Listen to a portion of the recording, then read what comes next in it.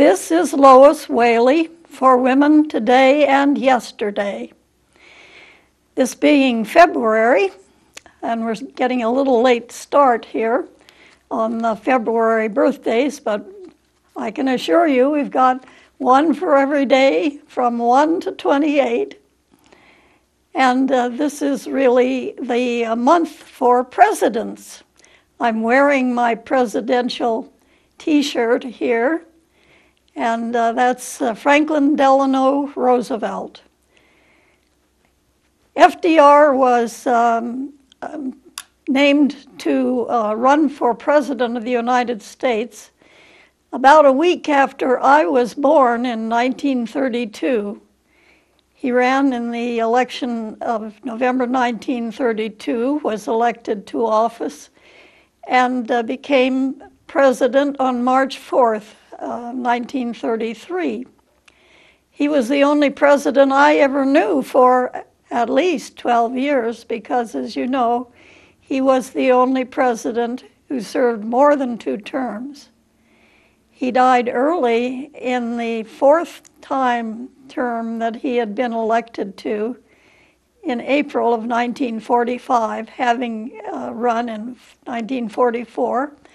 And I remember that quite well because I was an 8th grader, and when November was rolling around in 1944, we 8th graders were very interested in our favorite candidates. My best friend actually was a supporter of FDR's opponent because she was a very good Republican. And Franklin Delano Roosevelt was a Democrat from New York State.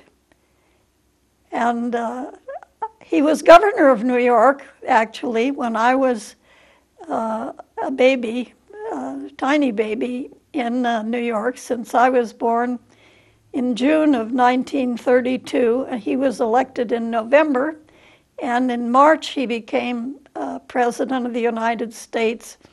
And as it happened, we left immediately after he took the oath of office. We moved to Nevada, and but he was the president all that time until I was in 8th grade. Now, how about some of the birthdays for February? The first one I want to mention is Hedda Hopper. Hedda Hopper was famous for her hats, and she was famous for her columns and on the air, on the radio, because she was a person who told us all about what the, well, if there were any scandals going, that was particularly interesting to people. But she was interested in celebrities, mostly Hollywood stars and so on. And there was another woman called Luella Parsons, who was a similar, did a similar thing. They had a sort of a competition for who could get the goods on famous people. She died at the age of 80 in Los Angeles, California in 1966. But as I say, I remember her columns from the 1940s when she was a famous columnist, getting the goods on the folks in Hollywood. Number 2, the 2nd of February, is a much older woman, or I should say from an older time. Her name, Nell Gwynn.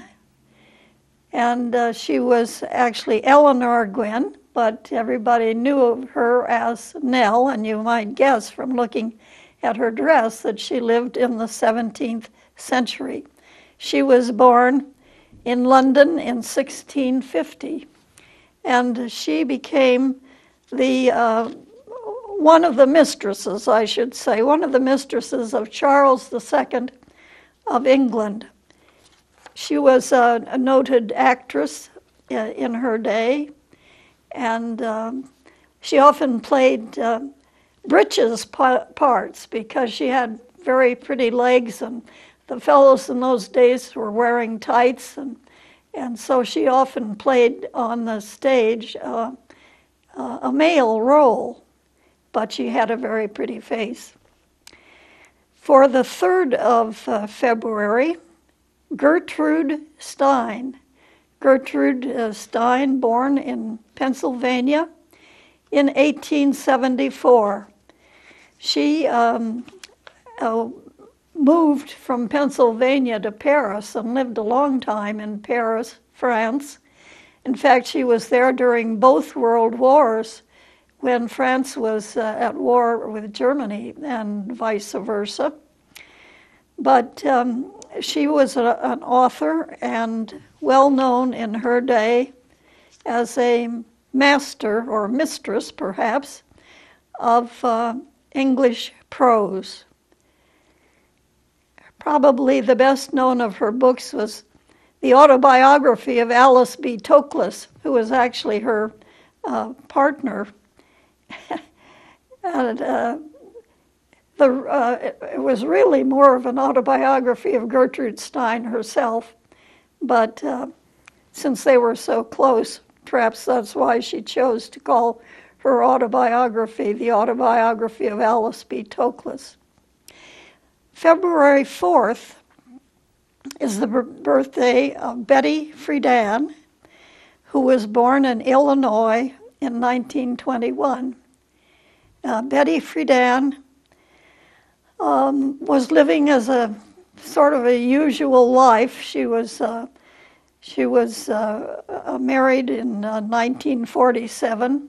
She had been to college, and she was a well-educated woman. But after 10 years, like by 1957, there she was, waxing floors in the kitchen and taking care of children and babies and making meals and doing all the traditional things that women homemakers do. And she began thinking, is this all there is to life, you know, as a woman, as an educated woman? And she sort of got in touch with some of her classmates from Smith College to find out what they were up to. And they were, many of them, in the same position as she was, as a homemaker, and a little discontented with the fact that they weren't doing things that put their good educations to work. So in 1963, Betty Friedan wrote a book called The Feminine Mystique.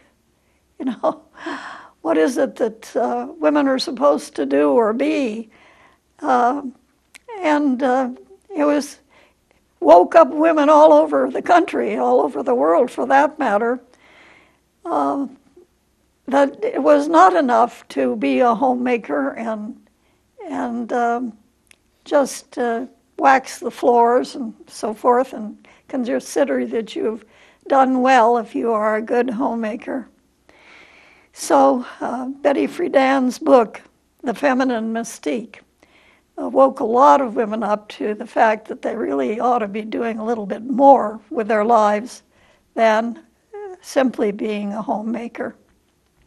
For the 5th of February, we have a criminal, actually.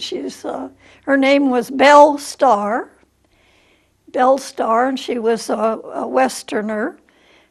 She was born in Missouri, actually, but she and her family were actual, horse thieves, and she ran a couple of horse thief operations, they say, over the years, and so did her brothers.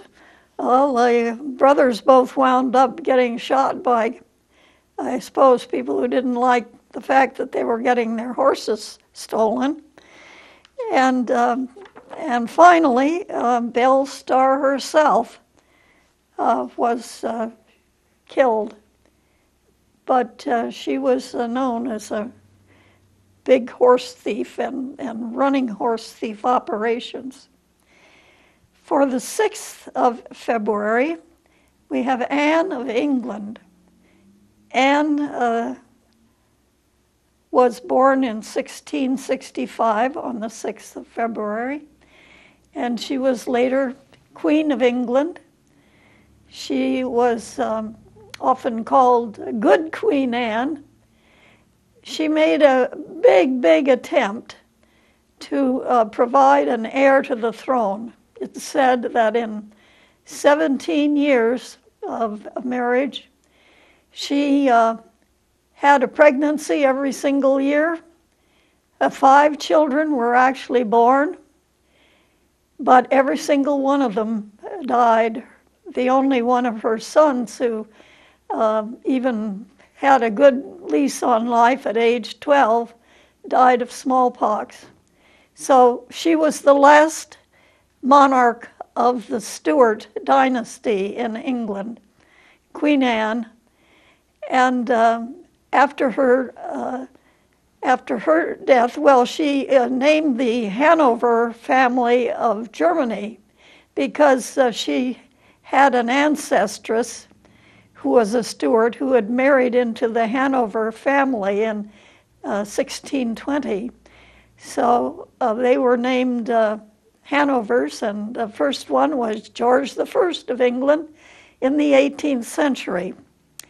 And interestingly enough, when England was fighting Germany during the First World War, they decided to change their name because Hanover was a well-known German name, of course. And they changed their name to Windsor, so that the first, I think George the Fifth, if I'm getting them right, maybe it was George the Sixth, was the first Windsor monarch in England, and all the royal family since that time in England have been known as the Windsors, which of course is the name of the castle that they have on the Thames River upstream from London, the Windsors.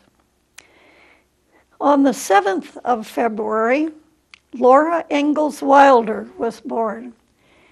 Here's a picture of Laura Ingalls Wilder when she was a pretty old lady. She had had a pretty ordinary life up until her time she was looking like this. But what happened was, as you're probably aware, she wrote a number of books which sort of actually recapitulated her own life. But they were the Little House books. The first one was Little House on the Prairie. And, well, Little House on the Big Woods was actually the one that talked about the first memories that she had of childhood at age 5 when she lived near Lake Pepin on the Mississippi River in Illinois. But Laura Ingalls Wilder wound up writing 8 books about the prairie, living on the prairie in Iowa and South Dakota, Missouri. And of those 8 books, 4 of them all but one book of the 8 ones that she wrote about the Wilder family, from Little House on the Big Woods to Their Happy Golden Years.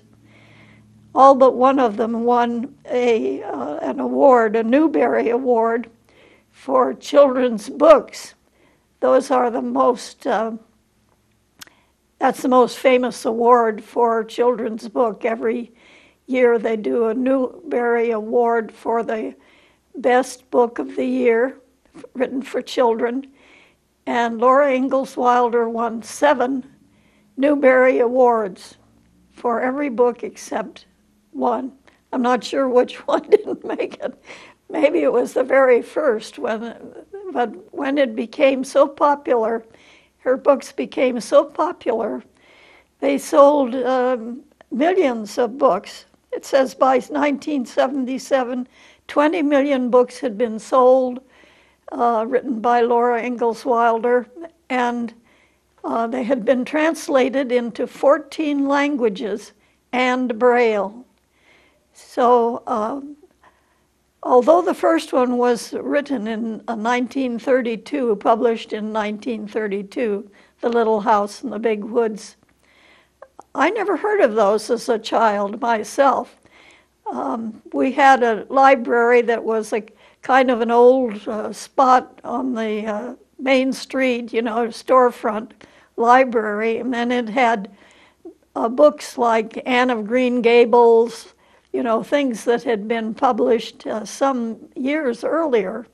And I don't think I ever saw any little house books by Laura Ingalls Wilder until I was actually teaching myself and discovered that a lot of the kids were reading her books, and that led me to read them too. They are wonderful books of childhood in pioneer days on the Great Plains of the United States.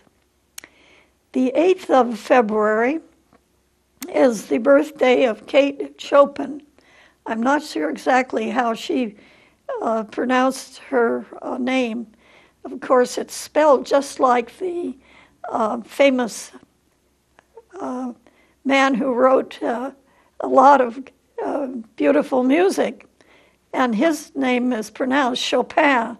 So maybe she, Kate Chopin, or Chopin, but she wrote a book which caused a big stir. There was a real row about her book that was published in the late 19th century, called The Awakening. And, it was a scandalous story about a woman who ran off with another man, although she was married and that sort of thing. And apparently a lot of people read it and denounced it and so forth, but she never wrote another novel. I guess she got so much bad feedback from the Awakening that she never tried to write another novel. For the 9th of February, the birthday is Amy Lowell, a poet, and of course the Lowell people of Massachusetts as a famous family. There was a Lowell who was a senator, and there were Lowells who were famous authors and so on, including Amy Lowell, who was a poet, born on the 9th of February. For the 10th of February, Eliza Lynn Linton. She was born in England in 1822, and she had very strong opinions especially about other women. She very much favored the traditional life for women to be good homemakers and wives, mothers. But she herself was a person who was a writer and we don't know, I guess, pardon me, I guess we don't have any evidence that she was not a good homemaker. But she certainly was promoting having women to be very good homemakers and condemning women who were getting out and taking jobs and doing things like that. Now, of course, she was born in 1822, and there weren't that many women who were getting out of the house, but she certainly denounced the ones that were doing it, even though she herself was a very active author. The 11th of February is the death date at age 30 of a writer of our own times. This is Sylvia Plath. Sylvia Plath really became famous after her death by suicide. She died in 1963, but a lot of her poems were published after her death and won awards and were really, they felt it was too bad that she had died so young because she was such a promising poet. Sylvia Plath, she died in England, and it was sort of a bad time. It was, they say it was the worst winter in 100 years, and it was really discouraging for people. She had 2 very young children. They say that she put cups of milk beside their cribs before she went into the kitchen and gassed herself in 1963. For the 12th of February, Alice Roosevelt Longworth. Here she is with a fancy hat. She was the daughter of Theodore Roosevelt, President Theodore Roosevelt, her married name being Longworth. She was a very handsome woman, as you can see. She loved these big fancy hats, and it is said that Lyndon Johnson once commented to her. Of course, she was a pretty elderly lady by the time he met her, but he said the trouble with her big hats was that they didn't get to kiss her properly. And she said, "That's why I wear big hats." So she really let him have it there. There was a color named for her and a song that I remember from the times that I was a young girl long years ago. And I think that she is wearing that color. It's called Alice Blue. And as you can see, it's a pale blue. So here's Alice, blue gown, Alice Roosevelt Longworth. For the 13th of February, Sarojini Naidu. Sarojini Naidu was a Indian, East Indian from India, who was very strong for Indian independence from the British. You know, the Indians were ruled by the British as a colony and later not so much as a colony, but they had more of their own people running the place. But in 1947, they eventually became independent, and one of the chief people who helped bring that independence was Sarojini Naidu.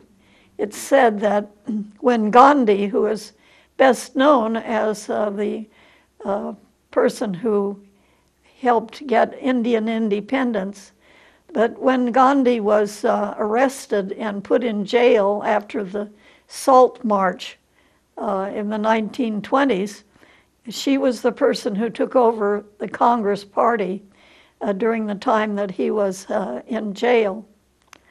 So she was very important for the independence of India.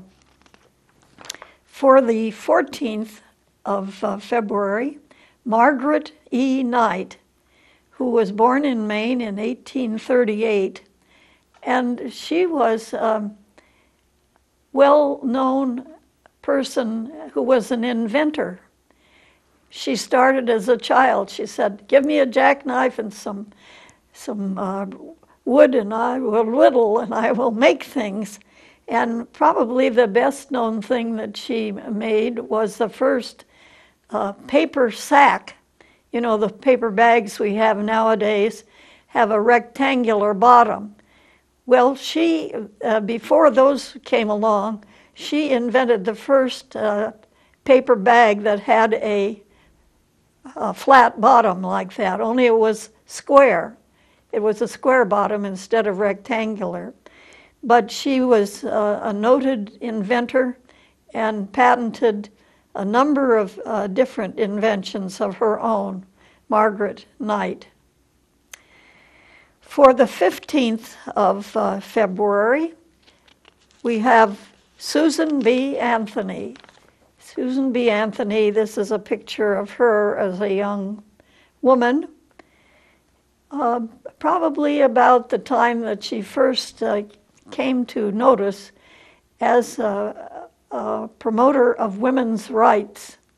She lived to be quite an old lady, and Susan B. Anthony is called the mother of us all because she was the one who is the most famous of the 19th century women's writers. That's writers with an R, not with a W. But she did a lot of traveling around the country promoting women's rights. And in fact, if you go up to our wall there by the side of the auditorium on College Green, you will find a plaque to Susan B. Anthony because she spoke in Athens, Ohio in the 1870s. Long, long time ago, but she traveled all over the country promoting women's rights, and her plaque is definitely there on the auditorium on College Green here on campus. Now, my book, for some strange reason, has her listed for the 20th of February, but she was definitely born on the 15th of February, which happened to actually be my grandfather's birthday, February 15th. And like Susan B. Anthony, born in, or well known for being from Washington County, New York. On the 16th of January, there's a woman called Tituba, born in the 17th century. That would have been the 1600s. And so, of course, we don't really know what she looked like. But she is connected with the infamous Salem witch trials, which occurred in the 1690s in Massachusetts. And she was a slave, and she used to tell stories to the young girls about magic and things like that. And these girls began acting like they were bewitched.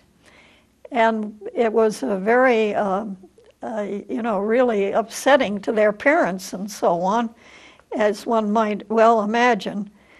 So she was put in jail, and, there were 20 people who died during the Salem witchcraft times, but she was not among those.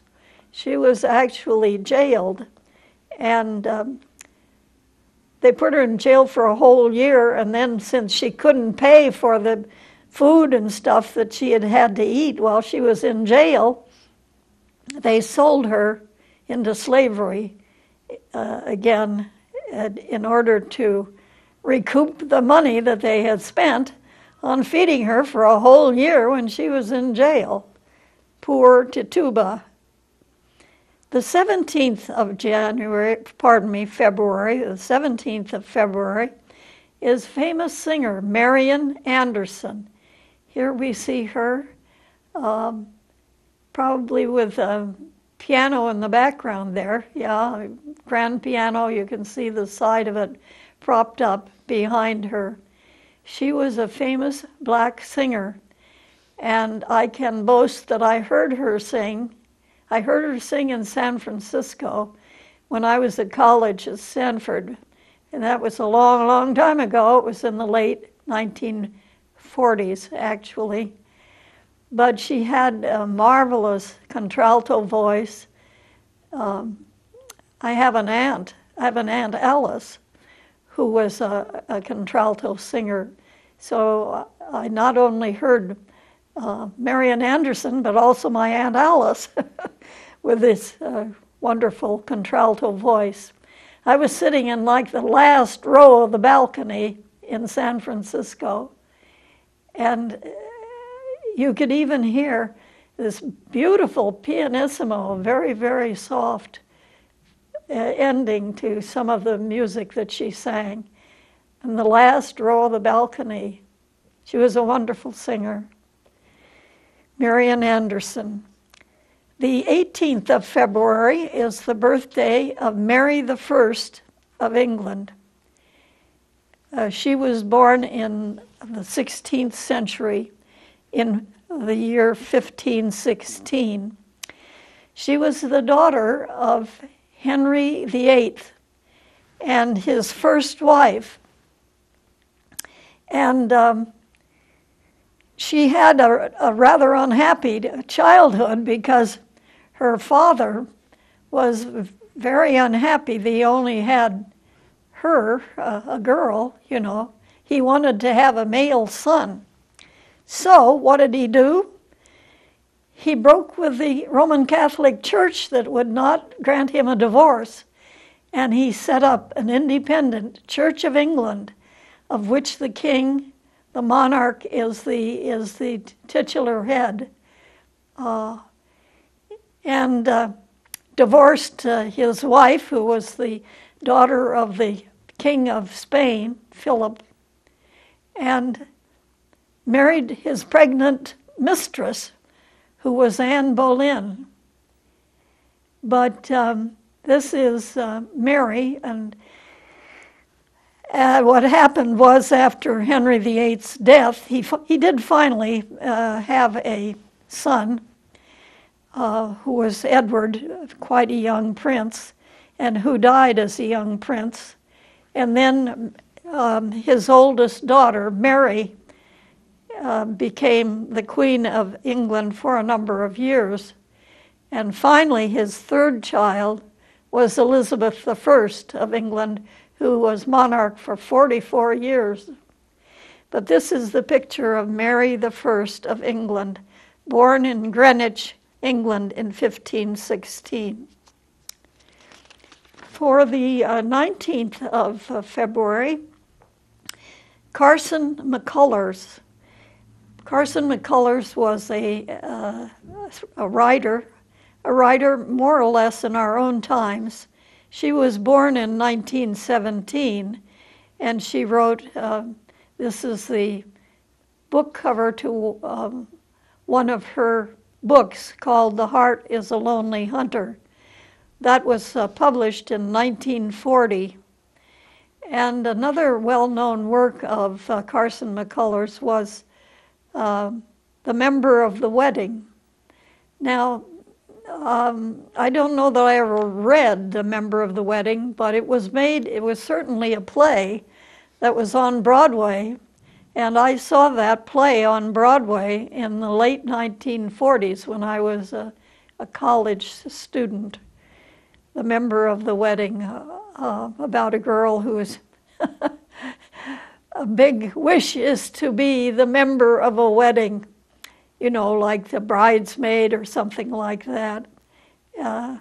Anyway, it's an interesting play about women and women's lives and things that women like.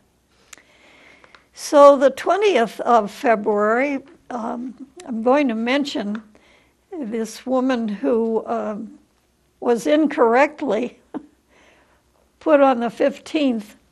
And actually, this is one of those women who lived so long ago that her name is remembered, Acca Laurentia. She was associated with the founding of Rome. You know, the founding of Rome is attributed to two twins, twin boys, twin babies, who were suckled by a wolf. And one was Remus and one was Romulus. And Romulus was the founder of the city of Rome, traditionally, long before the time of Christ. And Rome is named for his name, Romulus. So this Acca Laurentia was involved with this, but it's so far in the past, so long ago, that we don't really know whether it's a true story or not, but she is certainly associated with Romulus, founder of Rome. Then for the 21st, we have a woman doctor, Mary Edwards Walker.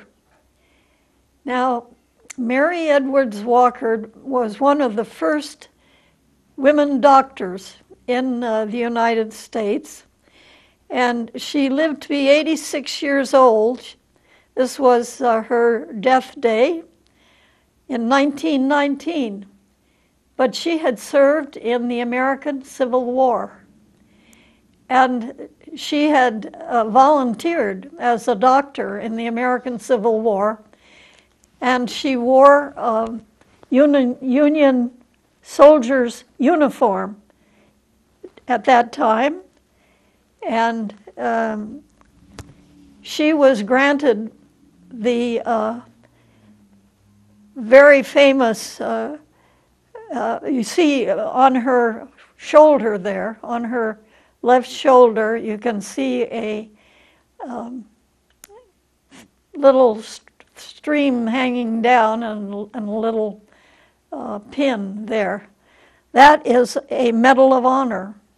She was the first and only woman to get, in the old days, a Congressional Medal of Honor for her service in the American Civil War.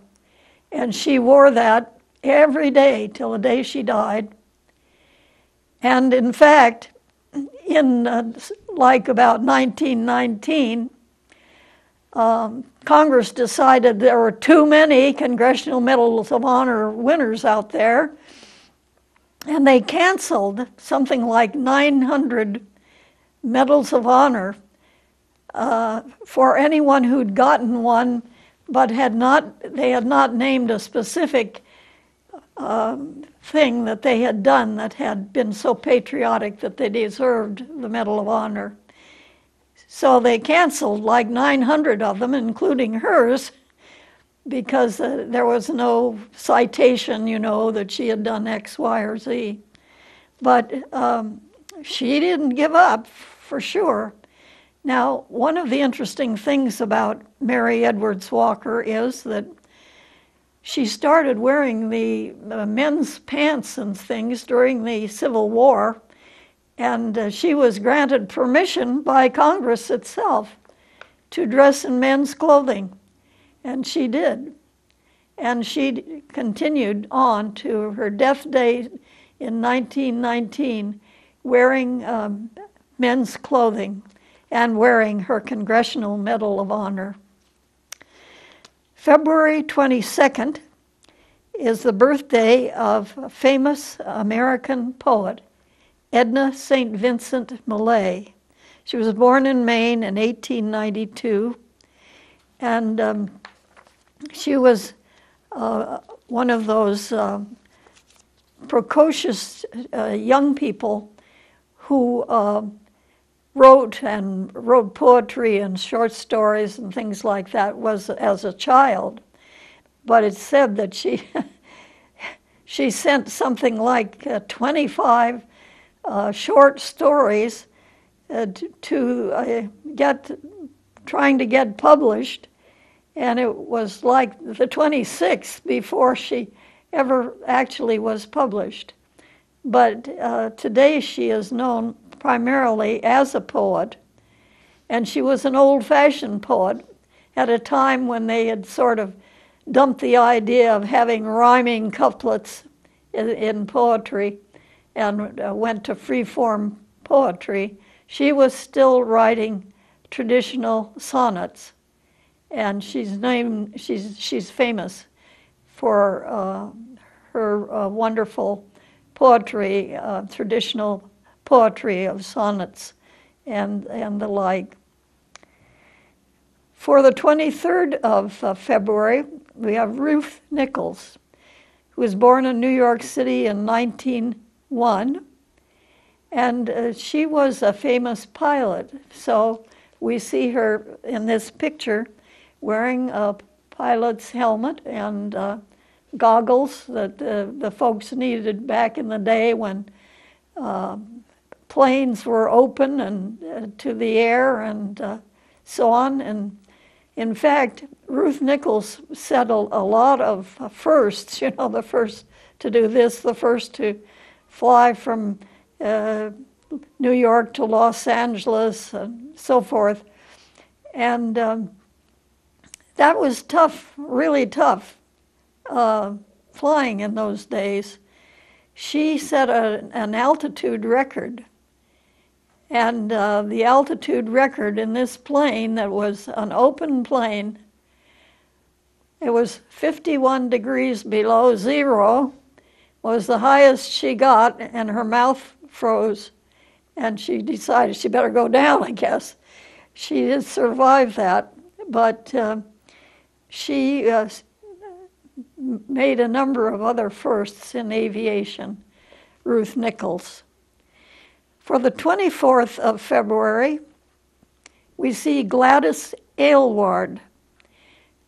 And here's Gladys Aylward with a couple of children, which is very appropriate because she is best known for, actually a film was made, a movie was made, showing her taking a bunch of children, many of whom were 4 years old, between 4 and 8 years old, although there were some older ones, in China during the China-Japanese War back in the 1930s. She took 17 children of various ages to get away from the Japanese. But she was born in England in 1902. And she was always interested in China and wanted to be a missionary in China, and finally had gotten her wish, which was why she was there at the time and place where she took these children and led them to safety in China. And a film was made of that, which I remember seeing. For the 25th of February, we remember Ida Nodak. Ida Nodak, and this gives you an idea of what she looked like, of course, but it also shows a poster of her. She was born in Germany in 1896, and she was a scientist. And the notable thing that she did was to discover 2 new elements. She found out that, well, she could tell from the periodic table of all the different elements that there were 2 numbers that were missing. I mean, you know, number 1 is hydrogen, number 2 is oxygen, I think, and so on. And there were 2 missing numbers that didn't have elements. So she said, well, there must be an element somewhere that to fill those numbers, because they are numbered according to the numbers in their nucleus. So the ones that were missing were 43 and 75. So she took that as what she should do, was to fill those gaps. So in 1925, she discovered element 43, and it's known today as technetium. And then she found element 75, which is a metallic substance, but very rare. And it was discovered near the Rhine River. So she named it rhenium because the Rhine River between Germany and France is often called the Rhine by the French, and Rhine by the Germans. So she found element 25 and named it for the river Rhine, which was close to where she was born, actually. She was born near the Rhine River. February 26th is the death day at age 83 in Los Angeles of a woman called Ethel Leginska. Now, she has a kind of a strange name. Her actual name was Ethel Liggins, and she was born in England. And Leginska sounds like she's a Polish, okay, because a lot of Polish names end in K-A. But she lived until 1970, and she was a pianist. She was a famous pianist in her youth, actually. Probably the best-known male pianist of the 30s and 40s was called Paderewski. So some people called her the Paderewski of the women pianists. And she went on concert tours in Europe and the US and was very well received because of her presence and her style and her ability to play demanding pieces very well. But she was 83 when she died in 1970, which means that she must have been born in 1887. Now, for the 27th of February, we have a woman who was a doctor. Her name, Alice Hamilton. And here's a picture of Alice Hamilton. She was one of the pioneer women doctors, born in 1869, and very well, she was not only a graduate of a medical college at Fort Wayne, Indiana, but she studied at the University of Michigan Medical School and had internships in Minneapolis, Northwestern Hospital, and also in Boston, Northeastern Hospital for Women and Children. She studied bacteriology in Ann Arbor, Michigan, and she studied in Germany as well. Plus, she served in Johns Hopkins Medical School. And she was a professor of pathology at Northwestern University. So she was a very gifted and hardworking doctor and one of the earliest of the women doctors. For the 28th of February, we have Mary Mason Lyon. And this shows her on the stamp, the 2-cent stamp, which we don't see much anymore, but there was a time when they were adding, they'd gone to 45 or something, and they went to 47, and they needed a 2-cent stamp. And so they put Mary Lyon, Dr. Mary Lyon, on the stamp. She was she founded Smith College, which was the first of the all-women colleges and universities. There are at least 7 of them all together. Bryn Mawr is one, and she went to Smith, and she went to Smith in order to found it, actually, because it was the first of the women's colleges, and they look back to Mary Lyon as the first of the 7 women's colleges called the Seven Sisters, and that was Smith College for Mary Lyon. Now, for the 29th of February, of course, we only get to see a 29th of February once every 4 years. Mother Ann Lee was born on Leap Day in 1736 in Manchester, England. So that's a long time ago. So she was she actually claimed to be a reincarnation of Jesus. She was a famous religious person who founded a group called the Shakers.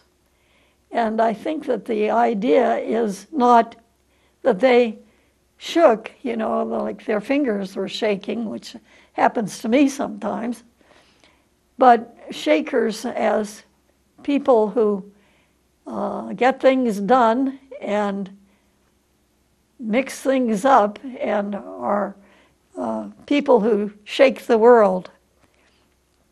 So Mother Ann Lee, born in 1736, and I don't know, looking at this picture, maybe this isn't the Mother Ann Lee shaker. After all, I work with Matt Green, and we find pictures online of these women that I talk about. And this doesn't really look like it's from 1730s.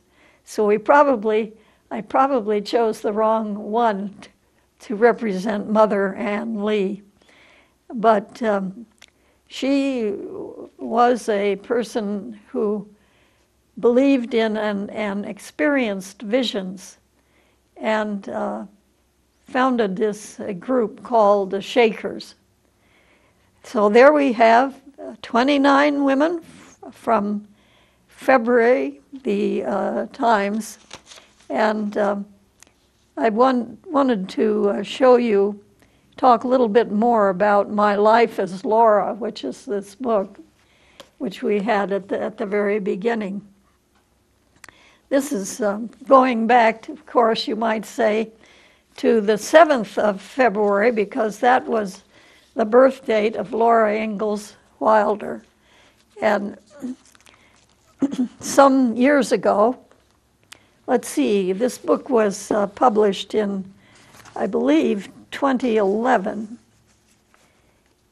Anyway, it shows a woman who made it her life's mission to go to all the different places where Laura Ingalls Wilder lived, and to dress as Laura Ingalls Wilder, as you can tell by the long dress and the apron that she's wearing, on one of those buffalo wallows on the Great Plains. There were places where the land was kind of soft, and the buffalo would come and they would roll around and have their baths, because that's the way the buffaloes got their baths, so to speak, was to roll in the sand and the dirt and then shake themselves off very well. Anyway, it shows Kelly Kathleen Ferguson in one of those buffalo wallows once the buffalo were gone, of course, from the Great Plains, which was a big surprise to everyone because originally, you know, there were hundreds and hundreds of thousands of buffalo on the Great Plains. And after the people got there and started, well, first of all, hunters came and killed most of the buffalo off in the first place in order to sell the meat and the hides, so that the buffalo were, you know, going extinct. And finally they really went extinct totally. And so the places where they had wallowed and deepened a little kind of bowl-like place in the earth grew up to grass again. And so you can see actually in the back behind the lady's head, there is the top of the wallow, and you can see darker green grass there, and she's standing in the bottom of the wallow, so her feet are in the bottom of the wallow, and there's the grass growing around her feet down there. So Kelly Kathleen Ferguson was the woman who traveled the United States with her life as Laura. And then she wrote this book, My Life as Laura, that we see here. So this is February, which is President's Month, and that's why I'm wearing my FDR t-shirt. And we're going to be hearing more about the presidents during February. Yes, there's FDR.